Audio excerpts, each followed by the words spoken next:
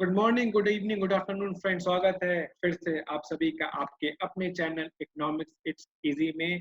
National income से related हमारे कुछ छोटे छोटे टर्म्स और बच गए हैं, चलिए हम उसको खत्म करते हैं। दो हमारे इंपॉर्टेंट टर्म्स है, एक है national income at current prices और दूसरा है मेरा national income at constant prices. तो ध्यान दीजिएगा, जब मैं फाइनल गुड्स एंड सर्विसेज को करंट ईयर के प्राइसेस पे मेजर करता हूँ तो मैं उसे कहता हूँ national income at current prices. वहीं पे जब मैं नेशनल इनकम को बेस ईयर के प्राइस पे कंपेयर करूंगा, जब मैं उसको बेस ईयर के प्राइस पे कंपेयर करूंगा, बेस ईयर कौन सा प्राइस होता है? वो प्राइस जो फ्लक्चुएशन से फ्री होता है, जिसमें किसी भी प्राइस पे फ्लक्चुएशन नहीं होती। तो मैं बोलूंगा कि मैंने नेशनल इनकम को एक कांस्टेंट प्राइस पे कंपेयर किया। यहाँ पे ध्यान दीजिएगा, नेशनल इनकम जब मैं कांस्टेंट प्राइस पे करता हूँ, सॉरी, जब मैं करंट ईयर के प्राइसेस पे करता हूँ, तो वो इकोनॉमिक ग्रोथ का ट्रू पिक्चर नहीं दिखाती। क्यों नहीं दिखाती? क्योंकि ये सिर्फ और सिर्फ मॉनेटरी चेंज को कंसीडर करती है। मॉनेटरी चेंज मतलब सिर्फ और सिर्फ पैसे को चेंज करती है। ये नहीं देखती कि क्या मेरा आउटपुट बढ़ा कि नहीं बढ़ा। वहीं पर जब मैं कांस्टेंट प्राइसेस पे करूंगा तो वो ट्रू पिक्चर दिखाती है नेशनल इनकम की। वो बताती है कि वाकई में नेशनल इनकम बढ़ी कि नहीं बढ़ी, क्योंकि वो आउटपुट को कंसिडर करती है। तो national income at current price भी हमें पता चल गया, national income at constant price भी पता चल गया।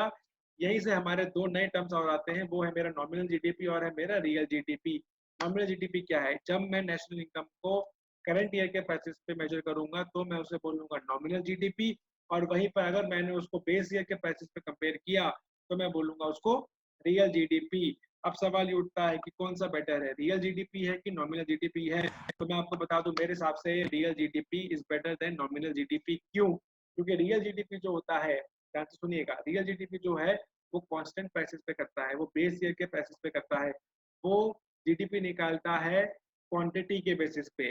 वहीं पर जो मेरा नॉमिनल जीडीपी है वो जीडीपी निकालता है प्राइसेस के बेसिस। तो इसलिए मेरा जो रियल जीडीपी है वो ज्यादा अच्छा है। दूसरा, जो रियल जीडीपी है वो पीरियोडिक कंपैरिजन करने में ज्यादा मददगार होता है। वो कंपेयर कर सकता है कि मैंने कितनी क्वांटिटी कितने सालों में बेची है।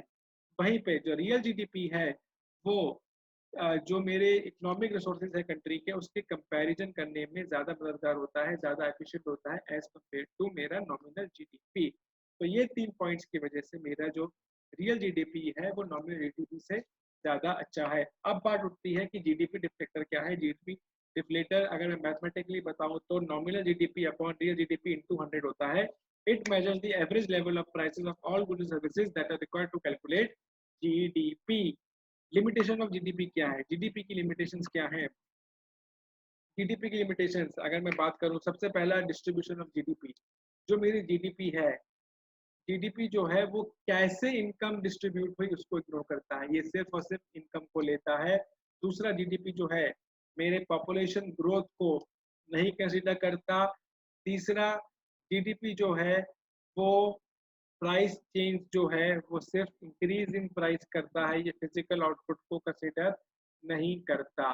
तो ये मेरी जीडीपी की 3 लिमिटेशंस हैं। सो फ्रेंड्स, इसके साथ ही साथ मेरा ये चैप्टर तो खत्म हो गया। इस चैप्टर के खत्म होते ही जो मेरा पहला यूनिट है, national income eight related aggregates, national income eight related aggregates, वो भी मेरा खत्म हो गया। जी हाँ, national income and related aggregates में हम लोगों ने 7 चैप्टर पढ़ लिए। आप अपनी स्क्रीन के सामने देख सकते हैं। पहला चैप्टर था मेरा सर्कुलर फ्लो ऑफ इनकम। दूसरा था मेरा इंपॉर्टेंट है रिलेटेड टर्म्स जो है नेशनल इनकम के रिगार्डिंग, नेशनल इनकम की कैलकुलेशन, जो बेसिक कैलकुलेशन देखी थी। उसके बाद हम लोगों ने 3 मेथड पढ़े थे, value added method, income method और एक्सपेंडिचर मेथड। इसका हम लोगों ने थ्योरेटिकल पार्ट कर लिया। हमने वैल्यू एडेड मेथड और इनकम मेथड का रिकंसिलिएशन भी सीख लिया। एक्सपेंडिचर मेथड का रिकंसिलिएशन कराना जरूरी नहीं है, क्योंकि एक्सपेंडिचर मेथड में भी मेरा जीडीपी एंड मार्केट प्राइस आता है जो वैल्यू एडेड मेथड में आता था, इसलिए इसका रिकंसिलिएशन कराना जरूरी नहीं है, क्योंकि वो ऑलरेडी आपको आता है। और 7 चैप्टर हम लोगों ने आज कवर कर लिया। अब इस यूनिट में हमारे सिर्फ और सिर्फ प्रैक्टिकल प्रॉब्लम्स ही बचे हैं। अगले क्लास में हम लोग प्रैक्टिकल प्रॉब्लम स्टार्ट करेंगे। हम लोग हर मेथड का, जो भी मेरी मेथड्स हैं नेशनल इनकम निकालने के, हर मेथड के हम 3 या 4 क्वेश्चंस कर लेंगे। तब तक के लिए बाय, गुड नाइट, शुभ रात्रि।